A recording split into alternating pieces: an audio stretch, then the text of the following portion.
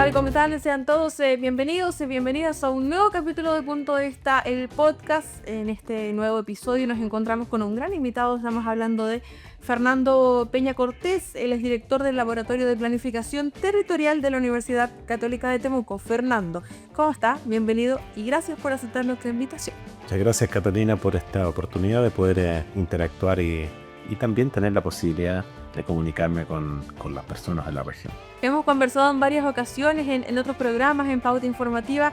Hoy queremos profundizar aún más en la planificación territorial y comencemos justamente con este concepto. ¿Qué debemos entender por planificar territorialmente?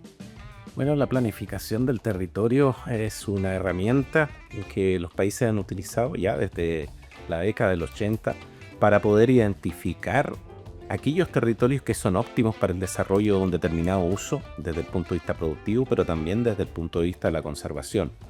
Esto implica organizar el territorio, implica tener territorios más equitativos y tener también mayor posibilidad de desarrollo.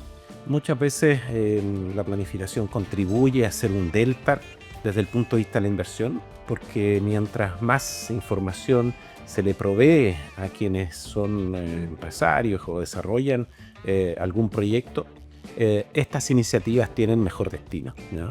Desde ese punto de vista, la planificación del territorio ha sido impulsada en gran medida en la Unión Europea, un poco más tardío en Latinoamérica, pero Chile, a partir de su ingreso a la OECD, ha generado una serie de compromisos, entre los cuales cierto está poder avanzar en las temáticas de la planificación y el ordenamiento del territorio. ¿Por qué es importante? Bueno, es importante porque el ordenamiento del territorio permite tener territorios más resilientes, tener territorios más sustentables y también territorios más equitativos. Busca también poder acortar la brecha de las desigualdades desde el punto de vista de aquellos territorios con mayor desarrollo, con mayores capacidades, y proveer también a aquellos territorios que presentan menores condiciones de equipamiento, servicios, también poder generar mecanismos para poder satisfacer esas necesidades.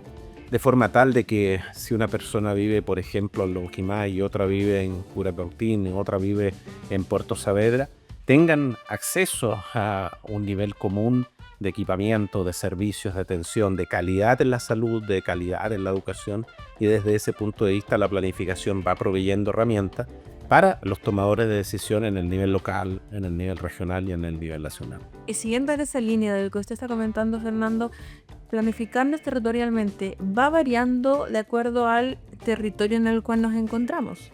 Claro, porque es muy pertinente la pregunta, porque con el paso de los años está muy común hablar de territorio, territorialidad, incluso a veces un enfoque territorial.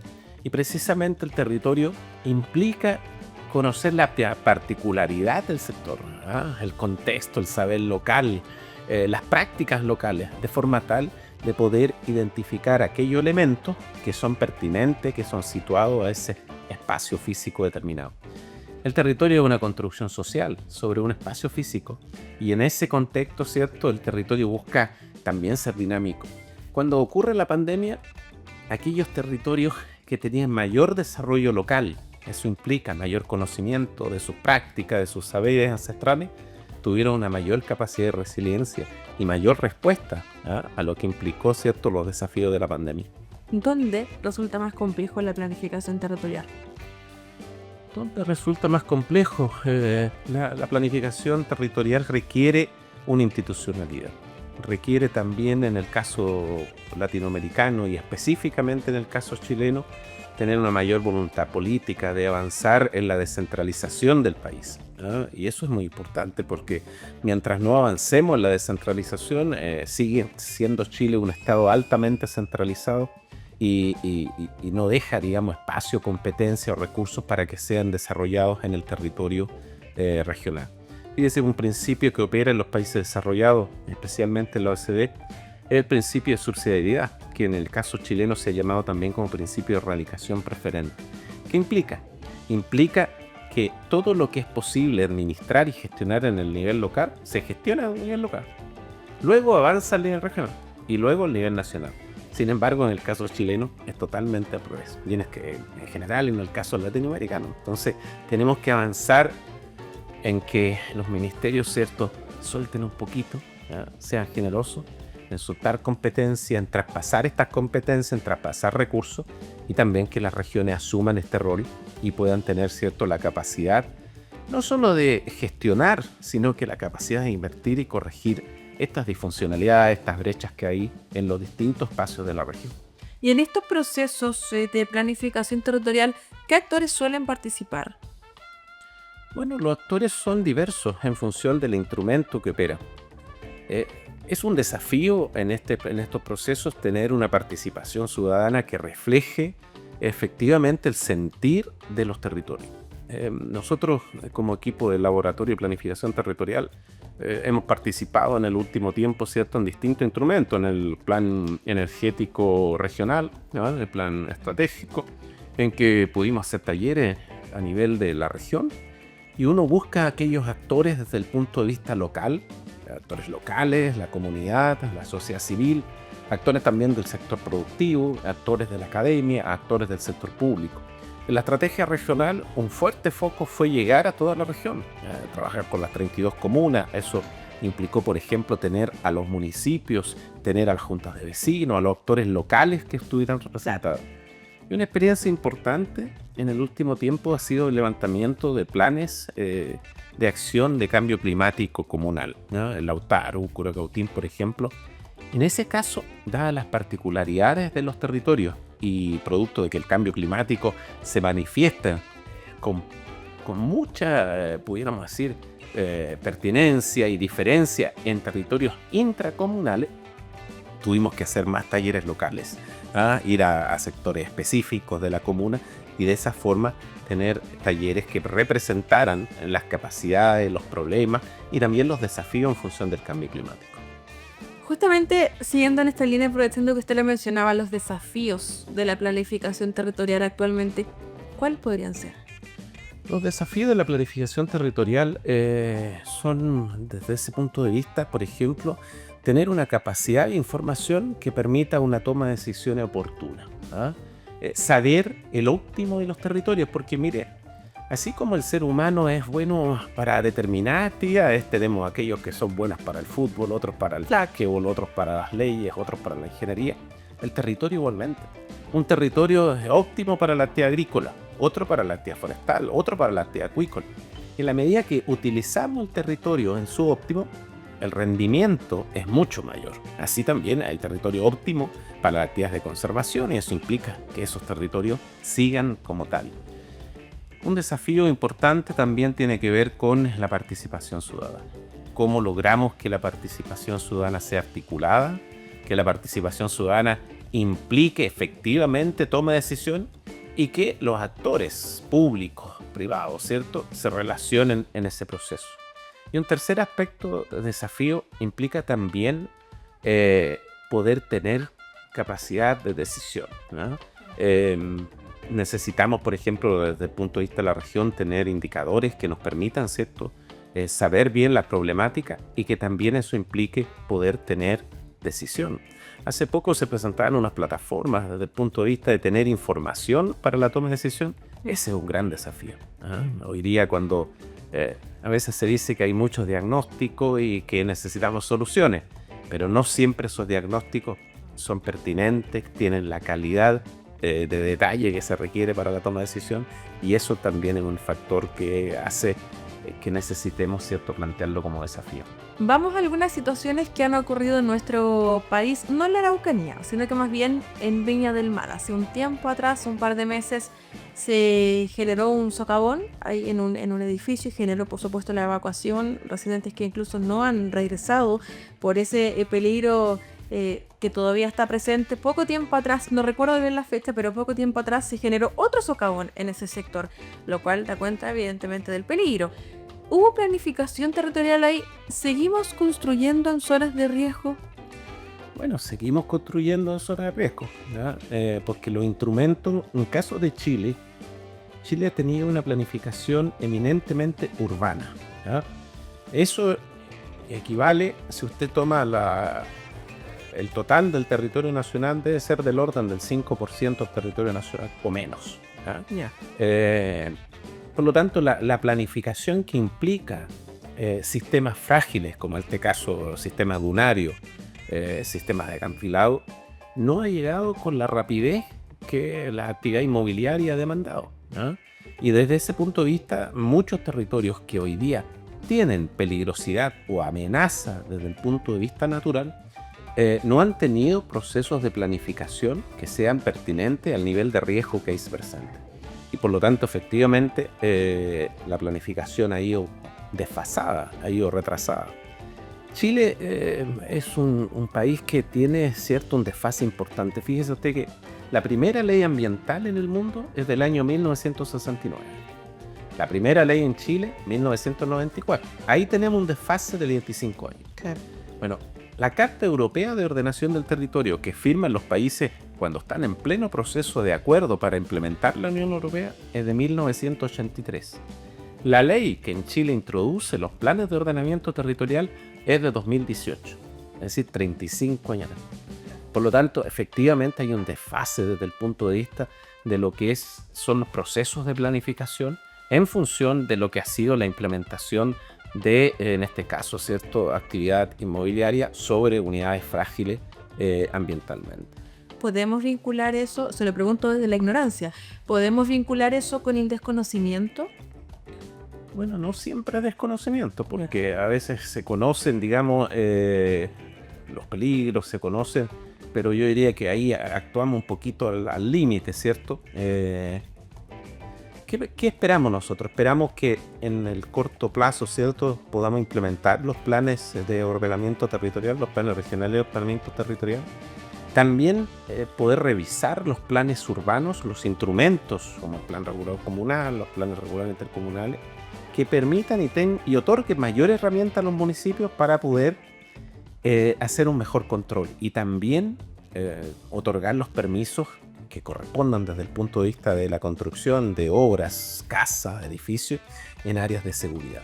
Y donde no tenemos la seguridad, ¿cierto?, desde el punto de vista de que es un espacio estable, bueno, las medidas necesarias para que eso ocurra. Y dejando de lado el desconocimiento, en el caso específico, por ejemplo, de Viña del Mar, ¿podría haber sido irresponsabilidad año 2024-2025? Ya deberíamos saber que hay un riesgo construir ahí, sin embargo se hizo igual, ¿podría ser eso responsabilidad? Lo que pasa es que no solo ese es un caso, en el caso, digamos, particular, ¿cierto? Pero hay muchos sectores de Chile que presentan efectivamente amenaza natural y se han materializado, ¿ah? Claro, en este caso, ¿cierto? Se implementó, se construyó y ahora vino, ¿cierto?, efectos del cambio climático. Antes no se presentaron estos elementos y por lo tanto, ante la nueva situación que estamos presentando desde el punto de vista de cambio climático, debiéramos efectivamente revisar aquellos sitios que presentan mayor dinámica y poder anticiparnos en procesos desde el punto de vista de la mitigación, la corrección, ante la ocurrencia de estos eventos. Usted vio lo que ocurrió hace poco en Puerto Vara, ¿cierto?, que no estábamos acostumbrados, y por lo tanto esa intensificación de fenómenos efectivamente implica que desde el punto de vista de la planificación tenemos que ser más proactivos en identificar las medidas, en identificar aquellos elementos que nos permitan, ¿cierto?, tener a la población bajo resguardo. Sin embargo, vuelvo un poco atrás, Fernando, se sigue construyendo en estas zonas en las que no se debería, ¿no? ¿Qué pasa Se ahí? sigue construyendo porque los instrumentos, fíjese usted que en la Araucanía, es del orden de un tercio de los planes reguladores comunales está actualizado. Un tercio. Es decir, 2/3 de la región no cuentan con planes reguladores comunales, que son los que zonifican los espacios desde el punto de vista que están dentro del límite urbano. A nivel nacional, un poquito más. Es decir, también el porcentaje de cumplimiento de los planes reguladores es bajo. Entonces, hay un llamado a los municipios a que actualicen sus planes reguladores comunales y que también, de una u otra forma, el MIMBU, ¿cierto?, y Contraloría puedan revisar los procedimientos para que la elaboración y aprobación de estos instrumentos sea en un periodo mucho más racional. Hoy día tenemos planes reguladores que demoran 7 años o a veces más, desde su inicio hasta su aprobación. Y eso implica que de una u otra forma, desde el minuto en que el plan regulador comienza hasta que es aprobado, la dinámica del territorio ya cambió. Claro. ¿Se fija? Entonces ahí necesitamos tener instrumentos más pertinentes, más actualizados, en función de las dinámicas naturales que se están presentando. Como laboratorio de planificación territorial sabemos que están trabajando además con algunos municipios de la Araucanía. Cuéntanos con cuáles han estado trabajando y cuál ha sido este enfoque, además teniendo en cuenta este concepto clave que usted tocaba, que es el cambio climático, que hay una fuerte vinculación también en eso. Bueno, el laboratorio es un espacio de creación y un espacio también de aportar.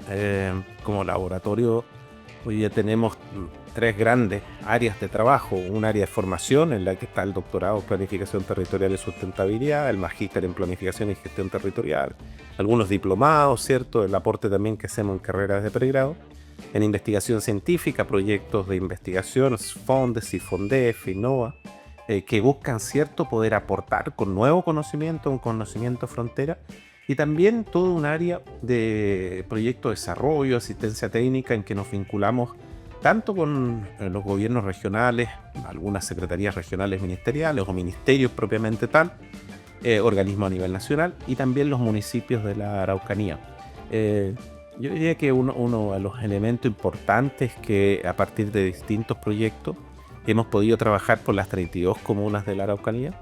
El proyecto Quiñem Data, por ejemplo, que permite implementar junto con CERAPRED una plataforma para análisis de escenarios de afectación, también levantar los planes de emergencia y los planes de gestión de riesgo desastre, nos dio una base que luego se ha retomado en la estrategia regional, en que también pudimos trabajar con las 32 comunas, y en específico en cuanto a cambio climático global hemos trabajado en el último tiempo con Lautaro y Curacautín, levantando este plan de acción en un trabajo bien interesante, porque implicó conocer la comuna con mayor detalle, ir a los territorios y poder ahí conversar con las personas para ver las diferencias. Y fíjese que incluso a nivel intracomunal, dentro de la comuna, tenemos diferencias que es importante atender en función de estas metas que establece el Plan de Cambio Climático Global. Sé que se lo había preguntado en una entrevista anterior que tuvimos, pero si lo quiere volver a preguntar para la gente que nos está viendo y que quizás no conoce en profundidad a qué se refiere cuando habla de los niveles intracomunales. Bueno, los niveles intracomunales implica que una comuna tiene características distintas. Por ejemplo, una cuenca, un espacio de microclima, también las laderas de solana, donde la ladera recibe los rayos del sol, o una solana, o también las laderas de umbría, que no recibe el sol y por lo tanto tienen mayor humedad, o también las vertientes de barlovento, ¿cierto?, que reciben el viento, o que reciben también mayor acción por parte del clima. Tenemos espacios en microcuencas también en las comunas, en donde hay características distintas, se producen determinados productos desde el punto de vista agrícola o ganadero, y eso también, ¿cierto?, son particularidades que hay que atender en cuanto a estos instrumentos de planificación. No es lo mismo planificar, por ejemplo, Zona Lacustre, Villarrica, Pucón, que Lonquimay y Curacautín. No, son territorios distintos, tienen particularidades, son espacios diversos, y además, muy importante, en la medida que uno planifica con pertinencia, con contexto, fomenta claramente lo que es el desarrollo local de estos espacios. Y ahí el rol de la ciudadanía es clave. El rol es clave porque fíjese, por ejemplo, en los talleres, recuerdo que anduvimos en Captren, llegaron cerca de 30 personas. Claro, ahí nos contaban particularidades, incluso en ese espacio, es que tenían diferencias, ¿no? Entonces, esas diferencias permiten que los planes tengan pertinencia y que los planes efectivamente sean utilizados, porque si no son planes muy genéricos, y estos planes requieren que se recoja la pertinencia, la característica específica del territorio para que tengan un desarrollo en el futuro. Fernando, según su expertise a nivel nacional, pero también teniendo en cuenta el trabajo que han desarrollado con Curacautín y Lautaro, ¿los municipios han avanzado sus planes de cambio climático? Bueno, la ley es muy reciente, Sí. 2021-2022. Hubo un proceso, yo diría que esta es de las leyes más rápidas que se han implementado en el último tiempo. Fijó un plazo para que los municipios elaboraran sus planes de cambio climático, que en la Araucanía bordeó el 50%. A nivel nacional un poco más. Sin embargo, hace poquito se ha dado un año más de plazo para que los municipios se pongan al día con el plan de cambio climático. Había un avance, y yo creo que lo más relevante de estos instrumentos es que ha permitido que los municipios discutan internamente su problemática y también fijen metas hacia 2030 de forma tal de que el municipio se haga parte de este proceso. Y hay un desafío desde el punto de vista de la planificación, porque estos instrumentos tienen que ser de una u otra forma articulados o coordinados con los otros, con los planes regulares comunales, con los planes de desarrollo comunal, con la estrategia regional. Y desde ese punto de vista, lograr un ecosistema de políticas de desarrollo territorial que efectivamente vaya a atender las problemáticas que se están presentando. ¿Cómo contribuye la planificación territorial a enfrentar el cambio climático? Bueno, hay un desafío muy importante porque de una u otra forma el cambio climático nos está presentando situaciones nuevas, situaciones diversas, situaciones de mayor intensidad. Fíjese, hay datos importantes, por ejemplo, en los eventos que ocurrieron hace 2-3 años en Chile, hubo cuencas hidrográficas que en el lapso de 3 días recibieron del orden de los 400 milímetros y más de precipitación caída en el lapso de 3-4 días. Esos son montos muy significativos. De una u otra forma, un sistema no logra absorber y por lo tanto sus eventos generan un daño muy significativo en la población. Tenemos lo que ha sido cierto este evento en Puerto Varas, tenemos hoy día eventos recurrentes, las trombas que no estábamos Claro. de una u otra forma acostumbrados. Bueno, todos estos elementos nos desafían. ¿Qué es lo que busca la planificación? Poder identificar y generar también estrategias que vayan siendo adaptativas, que vayan permitiendo de una u otra forma que la estructura permita enfrentar estos eventos, pero también advertir sobre la ocurrencia de ellos para poder establecer medidas de mitigación o medidas que de una u otra forma, ¿cierto?, permitan un manejo adecuado cuando se enfrenta la emergencia, porque en el minuto que se enfrenta la emergencia es muy complejo para la población que la vive. Ya, siguiendo en este contexto de cambio climático, ¿cuánto afecta o cuánto impacta esta problemática de, por un lado, la presencia de heladas y por otro lado, la sequía también? Bueno, mire, el dato de cuánto impacta Chile todos estos eventos asociados, ¿cierto?, a riesgos socionaturales, para que tenga usted una dimensión, es del orden de 1% del PIB anual. En los últimos 30 años. Por lo tanto, un monto muy significativo. Si usted lo desglosa en esto, por ejemplo, específico de heladas y sequía de espacios rurales, el dato también es muy interesante. Por ejemplo, la Araucanía ya tiene cerca de 200.000 hectáreas en proceso de desertificación. Ya ni siquiera es sequía, es proceso de desertificación. Y eso es muy llamativo porque a esta latitud, en que tenemos, ¿cierto?, del orden de 1000 milímetros anuales, uno hoy día no es posible. Eso sobre todo muestra la intensificación del proceso. En el caso de las heladas y la sequía, hay sectores, por ejemplo, que el daño es significativo, es cerca de un 100% en sectores acotados. Esto implica que microcuencas, por ejemplo, del sector precordillerano andino, han tenido un proceso de sequía y proceso de heladas que afecta prácticamente el 100% de su producción. Por lo tanto, es importante pensar estrategias y pensar mecanismos que permitan, ¿cierto?, ir anticipando las medidas, porque los productores pueden anticipar acciones en función de saber y de medir las condiciones del clima que van a tener. Ya, y las acciones que se van tomando, ¿cómo se logra que sean pertinentes de acuerdo al territorio en el cual se está trabajando? Bueno, ahí necesitamos, por ejemplo, intensificar la red meteorológica que tiene la Araucanía. Ese es un aspecto importante porque en la medida que intensificamos esta red, tenemos mayor sensores. Es un poquito parecido a lo que nos pasa con contaminación atmosférica, ¿cierto? Que tenemos una muy baja red de sensoramiento. Aquí necesitamos intensificar esos elementos para que los productores efectivamente puedan introducir las medidas que se necesitan. Hay una serie de plataformas que han mejorado sustancialmente las condiciones, la previsión de las condiciones climáticas, en cuanto a temperatura, en cuanto a humedad, pero a nivel microclimático necesitamos ahí una mayor red que permita, ¿cierto?, el trabajo de los pequeños agricultores y sobre todo aquellos que aportan en la economía familiar campesina. Hemos hablado bastante de la planificación territorial, Fernando, cómo se trabaja, cómo se aplica, varía según el territorio, los niveles intracomunales, pero ¿podemos decir que la planificación territorial tiene un objetivo o son varios? Bueno, la planificación busca poder generar territorios con equidad, sustentables y con el gran foco de mejorar la calidad de vida de la población. Eso es la gran definición que uno trata, ¿cierto?, de poner en práctica y de aportar sobre todo en estos espacios rurales más vulnerables del sur de Chile. Y desde ese punto de vista yo creo que han habido avances significativos en los últimos años. ¿Cuáles, por ejemplo? Destaquemos uno o dos avances que quizás hayan sido los más importantes.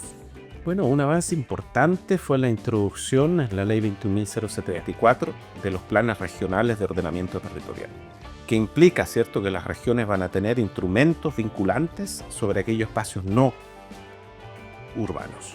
Luego, la implementación de la Ley de Cambio Climático. Eso también ha sido un elemento que nos permite trabajar desde el nivel local, con los municipios. Un tercer avance ha sido la Ley de Protección Civil, que implementa SENAPRED, el Servicio Nacional de Prevención y Respuesta ante Desastres, y luego que te crea también el Sistema Nacional de Prevención y Respuesta ante Desastres. Otro avance, sin duda, fue la Ley de Humedales Urbanos. Ello permitió identificar en aquellos espacios de la ciudad unidades frágiles, unidades sensibles y que tenían un valor significativo desde el punto de vista de la biodiversidad y tenían entonces un componente de sustentabilidad importante. Ahí le menciono algunos. Hoy los humedales son protegidos también, eso es claro. Claro, eso. Había muchos que no eran declarados. Así es. Eso también es un elemento importante. La ley de biodiversidad también es un avance significativo desde ese punto de vista. Los mejoramientos, por ejemplo, en la ley ambiental y desde el punto de vista de favorecer la interacción entre los proyectos y también la toma de decisiones. Son elementos que han ido, ¿cierto?, avanzando en un proceso que implica, ¿cierto?, una lógica de transición desde el punto de vista de poder avanzar con la implementación, con el diseño y también con lo que implica el proceso de regionalización. Eso es muy relevante tenerlo presente, porque en la medida que nosotros logremos avanzar en regionalización, vamos también a poder avanzar en planificación del territorio regional. ¿Ha habido una evolución en cómo se enseña o se pone en práctica la planificación territorial con el pasar de los años?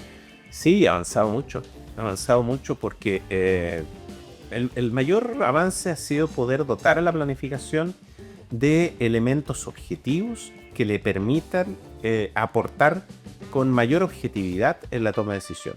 Por ejemplo, la definición de capacidad de acogida. ¿Qué es la capacidad de acogida? Es la identificación del óptimo de un territorio en función de sus potencialidades, sus restricciones y también de los riesgos socionaturales, los conflictos, los elementos importantes sobre el territorio. También, por ejemplo, en la definición de escenarios. Es decir, ¿qué pasa hoy día si yo pienso la Araucanía 10 años? Por ejemplo, la estrategia regional, nosotros nos planteamos Araucanía 2040. ¿Qué vamos a tener en 2040? ¿Y qué elementos son necesarios para llegar a ese 2040? Ahí se ha hecho una serie de avances metodológicos. Nosotros mismos hemos aportado con publicaciones a nivel internacional en esta discusión de tener escenarios y esos escenarios. Luego, fíjense, la estrategia también incorporó mecanismos de seguimiento y monitoreo e indicadores asociados, de forma también de que la planificación, ¿cierto?, ir dando cuenta de los avances. Y también, si no hay avance, bueno, ir retroalimentando y generando aquellos aspectos que permitan que la estrategia tenga un buen proceso de implementación. Hay un gran desafío ahí. Un gran desafío. Para nosotros fue una gran oportunidad como equipo regional de pensar la estrategia desde región, en conjunto con los colegas, ¿cierto?, de la Universidad de la Frontera y MIR, en que estuvimos en este desafío. Siguiendo con el cambio climático, ¿hay alguna forma por decirlo de alguna manera, Fernando, de adaptarnos al cambio climático? Bueno, mire, ahí quizá el mayor desafío son los temas de educación. Porque bueno, con un poco de pena, cuando llegan esta encuestadora, ¿cierto? Y muestran los datos, los temas ambientales no están en la prioridad de la población. Entonces, muchas veces problemas ambientales tan importantes como la contaminación atmosférica, como la contaminación del agua, como la prevención de lo que implica el cambio climático, como están asumidos o ya de una u otra forma no están relevados por la población.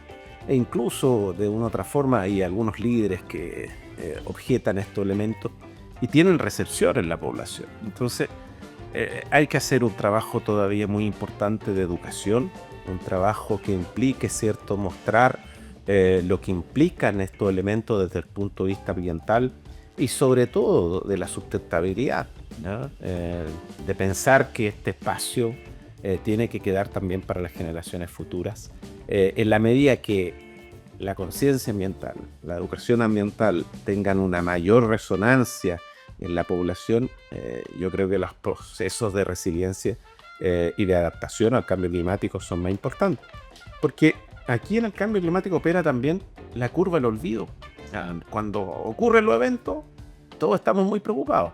Pasa el tiempo y nos empezamos a olvidar. Bueno, es parte del proceso que tenemos que hacer. Hace tiempo atrás estuvimos acá en el punto de vista del podcast con el Seremi del Medio Ambiente Félix Contreras hablando y profundizando también en lo que usted mencionaba, que es la educación ambiental. Antes no se hablaba mucho, hoy hay avances significativos en escuelas, en colegios, donde los niños en muchos casos son los que enseñan a los padres, ¿no? Con acciones tan básicas, pero que en un futuro puede ser sin duda también un gran aporte en las consecuencias, ¿no?, de este cambio climático. Así que también por lo menos hay un avance, ¿no? ¿Cómo lo ve usted también en esa materia? Un avance muy importante. Yo diría que hemos pasado en el último tiempo por una disminución de la preocupación ambiental. Hay otras emergencias, urgencias en la población, pero hay que retomar lo que implica, ¿cierto?, el conocer nuestra naturaleza, el saber lo que son sus potencialidades, pero también saber lo que son sus límites, y también cómo nos adaptamos y cómo enfrentamos esos procesos, no solo como individuos, sino que como sociedad, porque aquí es muy importante el bien público como elemento central del convivir en una sociedad. Lo quiero llevar a otro tema, ya lo habíamos conversado, pero queremos también profundizar aún más en esto, Fernando. Hace unas semanas atrás hubo un terremoto, 8.8 en Rusia, generó una alerta de tsunami en las comunas costeras de nuestro país, incluidas las comunas de la Araucanía. Hubo una muy baja participación en esta evacuación, que en un momento se dijo era preventiva, después en APRED dijo no, es una evacuación obligatoria, ¿no? Justamente para evitar riesgos. Usted bien lo señalaba en esa entrevista, Fernando, hubo un anuncio de olas entre 1 y 3 metros. Quizás la gente dijo, no es tanto, no puede ser quizás un riesgo mayor. No hubo mucho temor quizás ante lo que podría ocurrir, y quizás por eso no se generó una masiva participación. ¿Cómo vio usted el actuar de la población en la zona costera?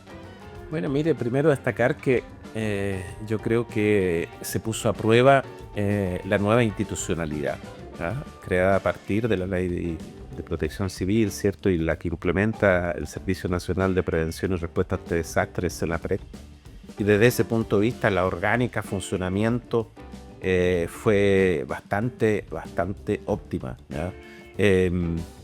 También lo que fueron las coordinaciones desde el nivel nacional, regional y local, a través de los consejos, ¿cierto?, de gestión local, los COBRIG, y la institucionalidad, yo diría que funcionó y tuvo una representación en los 3 niveles bastante importante. Es decir, la multiscalaridad, en este caso, permitió que el proceso se viviera en cada uno de los niveles territoriales. Ahora, desde el punto de vista de la población, lo comentábamos un poco, hay que reforzar esta educación. Me tocó conocer lo que fue la experiencia de Japón en el año 2016, y ellos tienen unos simuladores de flujo.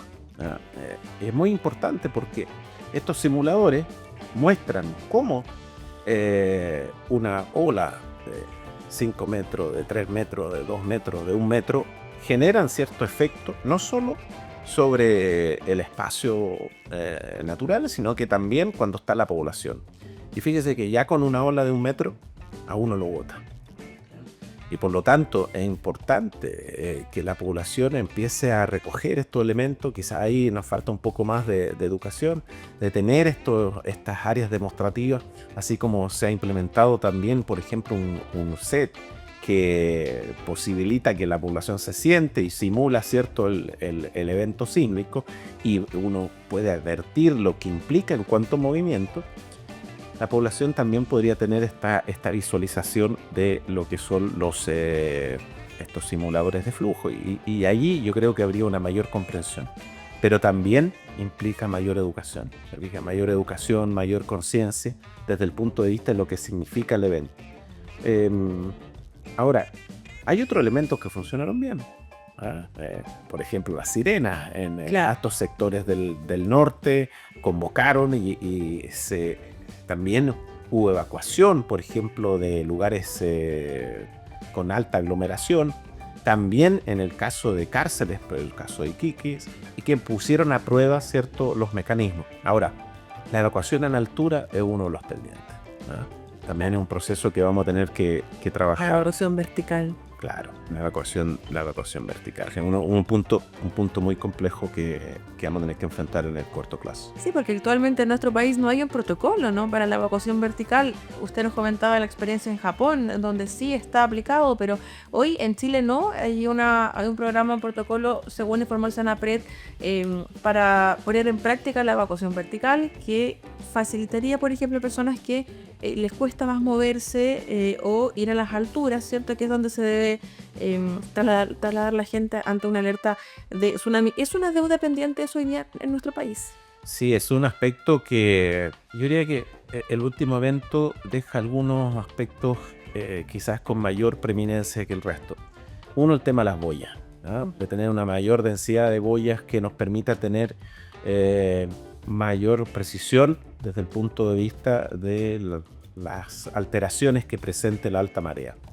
Y luego también todo lo que se implique evacuación en altura, porque imagínense usted, en el caso de la Araucanía, tenemos una costa menos densa, pero en sitios de alta concentración, Valparaíso, Viña del Mar, Serena, Coquimbo, Antofagasta, y ahí estamos hablando de cientos de miles de población, lo que implica un desafío mayor, ¿no?, para poder evacuar, pensando que este evento fue prácticamente al otro lado del mundo y nos permitió tener varias horas para poder planificarnos, ¿cierto? Pues sí, 24 horas, de hecho. Bueno, imagínese usted en un evento frente a nuestras costas, que tenemos 15, 20, 25 minutos de respuesta, de tiempo de respuesta. Entonces, yo creo que ahí hay una alerta importante desde el punto de vista de cómo avanzamos para la evacuación en altura. Y siguiendo en ese punto, usted recordaba la evacuación de algunas cárceles, ¿no? Por ejemplo, Coquimbo, en donde prácticamente tuvimos más de 20 horas de anticipación para poder prepararnos, para poder evacuar, planificar también. Si el día de mañana nos toca en nuestro país, como usted comentaba, Fernando, ¿podemos decir que estamos preparados como país para enfrentar estos fenómenos? Oye, estamos preparados, ¿no? Que el país hoy día cuenta con una mayor institucionalidad, cuenta con mecanismos, ¿cierto?, de alerta, cuenta con protocolos. Tenemos que intensificar lo que son los simulacros, ¿no? Tenemos que hacer una mayor, de hecho, de la experiencia y en conversaciones con colegas Senapred, este ejercicio que se hizo ahora, por ejemplo, ya permitió identificar algunos elementos de mejora desde el punto de vista de la evacuación de sitios de mayor concurrencia, y eso ya es un elemento que va a estar presente, ¿cierto?, para futuras situaciones. Ahora, es importante que la población esté cada vez más preparada, y eso, un llamado, ¿cierto?, que lo podemos hacer todos desde casa, ¿no?, a estar, conversar, ponernos de acuerdo, quién recoge al hijo en caso de que venga el evento, la hija, ¿cierto? Si tengo un adulto mayor, cómo proceder, qué pasa, ¿cierto?, si vivo en un edificio. Son distintos elementos que también los podemos conversar en familia y desde ese punto de vista estar mejor preparados como sociedad. En algunos simulacros que se han desarrollado en la zona costera justamente han participado cerca de 5.000 personas. En las comunas costeras viven aproximadamente 8.000 personas. Y solo evacuaron en un episodio real, no simulado, poco más de 1.300 personas. ¿A qué podemos atribuir esa participación? Yo pienso que hubo un desconocimiento desde el punto de vista en cuanto a pensar que una ola de baja magnitud, 1 o 3 metros fue el comunicado, pensaron que no iba a tener un efecto sobre el territorio. Afortunadamente fue así, el efecto, digamos, fue menor en vastos sectores del territorio nacional. Sin embargo, a futuro hay que hacer un proceso ahí de trabajo en cada una de esas comunas. Fíjese que una de las modificaciones que tuvo la última legislación es que establece un encargado comunal de esta temática en cada uno de los municipios. Ahí hay un foco importante para trabajar y de esa forma poder llegar a las comunas, poder llegar a esa población que no ha hecho caso por distintas razones en el territorio de la costa de la Araucanía. Perfecto, lo voy a llevar ahora al último tema, también lo habíamos abordado, es esta lamentable tragedia, ¿no?, en la mina El Teniente, que dejó 6 mineros fallecidos, ocurrido hace un par de semanas, en donde además se habría dado en un contexto de un sismo a magnitud de 4.2 en la región de O'Higgins. ¿Qué análisis podríamos hacer de aquello, Fernando, teniendo en cuenta de que Chile es un país sísmico? Estamos acostumbrados a los sismos, ¿no? Pero también usted abordaba en la otra conversación que tuvimos que es muy distinto, ¿no?, sentirlo desde arriba hasta abajo en la mina. Claro, fíjese que esta es una de las minas más antiguas del mundo, con una extensión muy significativa, 4 kilómetros bajo la superficie, que está además en construcción una serie de túneles. Entonces, el efecto que uno se siente en la superficie versus lo que está bajo tierra, y luego más cuando hay una liberación o un proceso de construcción de un túnel, claro, el efecto es mayor. Estamos a la espera de los resultados de la investigación que se ha desarrollado y que lamentamos profundamente por las familias, ¿cierto?, de los mineros, a quienes desde ya, ¿cierto?, insistimos en nuestras condolencias y nuestro pesar por una tragedia tan significativa en un espacio, ¿cierto?, relevante de la minería de Chile. ¿Se podía predecir esto? Es muy difícil responder hoy día esa pregunta porque hay una serie de elementos que están en investigación que no conocemos en detalle desde el punto de vista de lo que han sido los reportes. Lo que sí uno puede decir es que, dadas las características del país, obras como las que se desarrollan bajo tierra, ¿cierto?, en el Teniente, requieren los máximos esfuerzos de seguridad, los mayores estándares desde el punto de vista de lo que significa la obra subterránea.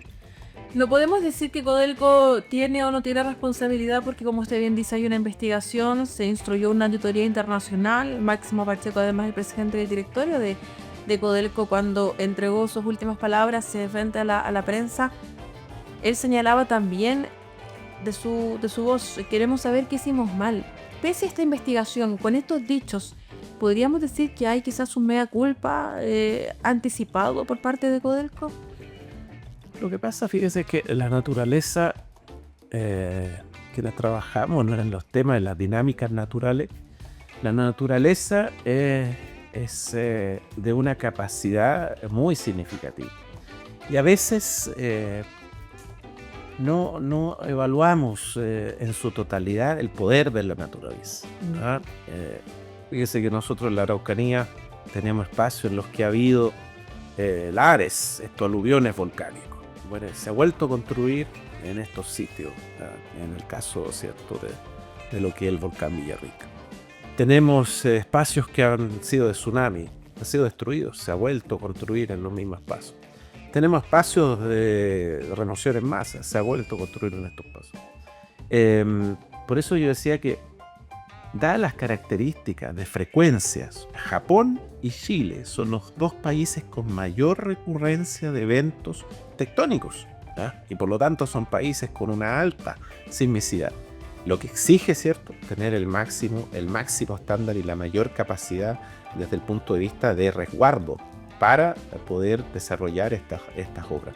Y desde ese punto de vista, yo creo que hay que tenerle respeto a la naturaleza. La naturaleza es muy dinámica. Nunca desafiarla. No, si uno la puede desafiar, la puede desafiar, pero hay que conocerla bien. Hay que también tener la capacidad de adaptación y desde el punto de vista también de la tecnología adecuada para poder enfrentar aquellos elementos que son posibles, hay otros que no, para poder compatibilizar lo que es el desarrollo del hombre con la seguridad de este y también con la sustentabilidad del sistema. Y a ver, aparte de lo que también comentaban los trabajadores que lograron salir de esta mina, la mina del Teniente Fernando, señalaban que hace por lo menos una semana ellos venían escuchando ruidas, ¿no?, lo que conocen también como estallido de rocas. Teniendo en cuenta este antecedente, que también en materia de investigación, por supuesto,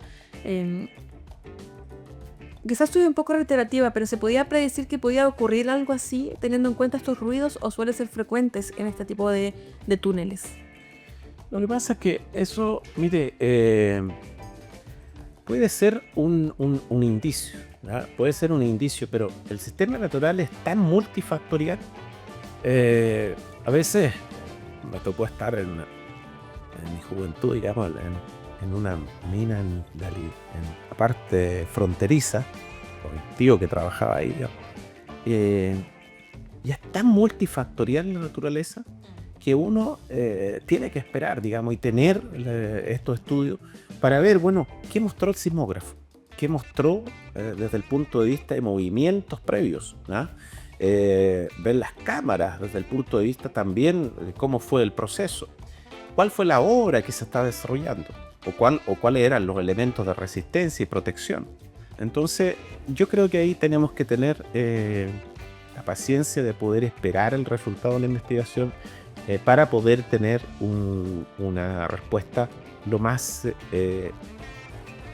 objetiva, ¿no? Y también que esa respuesta dé tranquilidad también a los familiares de los mineros fallecidos, porque es un dolor muy grande se vive, y esto implica que esa investigación tiene que dar seguridad, tiene que dar respuesta de lo que fue el accidente, pero también posibilidad que el resto de los mineros puedan seguir trabajando en forma adecuada a futuro.